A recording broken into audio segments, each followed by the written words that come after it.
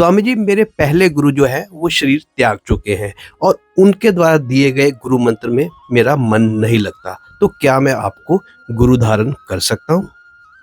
बेटा, आपने कहा कि जिनसे आपने पहले गुरु दीक्षा ली थी वो शरीर छोड़ चुके हैं, समाधि ले चुके हैं। सबसे पहले तो आपकी यही गलती है। याद रखना, गुरु कभी भी मरता नहीं है, क्योंकि गुरु अगर आप शरीर समझ रहे हैं तो याद रखना, नाम डूब जाएगा,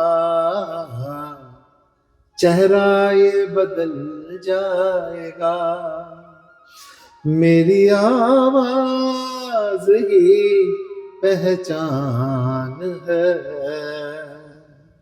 गर याद रहे।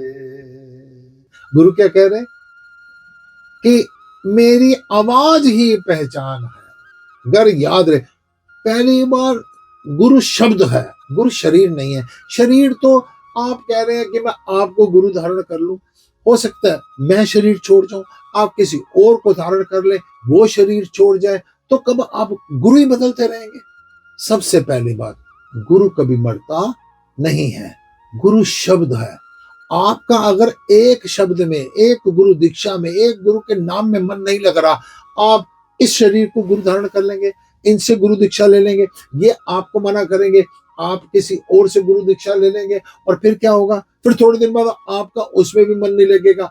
मन भटकाने का काम करता है। गुरु मंत्र है क्या कि सिर्फ मन को एकाग्र कैसे करना है, मन को कंट्रोल में कैसे करना है, मन को नियंत्रण में कैसे करना है, और आप उस मंत्र को ही बदलना चाहते हैं। कभी भी ये नहीं होना चाहिए। गुरु कभी मरता नहीं है, उनके शब्दों पर विश्वास करो। कई बार हमारे पास वैसे भी ऐसे लोग आते हैं जो कि कहते हैं कि हमने आपसे दीक्षा लेनी है। तो मैं उनसे पहली बात पूछता हूँ, क्या पहले आपने कहीं से दीक्षा ली है? हाँ स्वामी जी, ली है। तो वो आपको नाम याद है? हाँ नाम याद है। तो हम कहते हैं उसी को जपो। स्वामी जी, मैं नाम को तो जप लूंगा, अब वो स्वामी जी पता नहीं कहाँ है, मैंने 15 साल की आयु मिली थी, अब मैं 60 साल का हो चुका हूँ। तो मैं कहते चलो आप मेरे को नाम बताओ। जो उन्होंने नाम दिया होता है, वही नाम उसको कहते हैं, जा ये मेरे मुख के द्वारा तेरे को मिल गया, और इसी नाम को तू जपता रह। तेरे को सत्संग लेना है ना, तो इस शरीर से भी ले सकता है। तो सत्संग है ना, कहीं से भी ले सकता है। अगर तेरा कंसंट्रेशन एक नाम में नहीं लग रही, तो 100 नामों में भी नहीं लगेगी। जो परमात्मा से आपको मिलवाने वाला वो सतगुरु है। सतगुरु एक, गुरु मंत्र एक। अगर मान लो एक पर विश्वास नहीं है तो आप भटकते रहेंगे। कहीं से दोबारा गुरु दीक्षा लेने की जरूरत नहीं है। अगर आपको नाम केवल याद ही है तो उस नाम का भजन कीजिए। हाँ, अगर ऐसी कंडीशन हो कि वो बचपन में दीक्षा ली थी, अब वो शरीर भी नहीं है, उस आश्रम में कभी गए नहीं है, स्वामी जी का आपको पता नहीं है, और आपने गुरु मंत्र भी आपको याद नहीं है, ऐसी कंडीशन में किसी भी संत की शरण में जाकर उनसे अपनी इस जिज्ञासा का निवारण करवाकर आप अगर नए सिरे से गुरु दीक्षा लें, फिर तो तब भी चलेगा। लेकिन अगर आपको गुरु का आश्रम याद है, या शरीर छोड़ चुके हैं और उस गद्दी पर और है, उनमें आपका मन नहीं लग रहा, या इस गुरु मंत्र में आपका मन नहीं लग रहा, तो आप गलत हैं।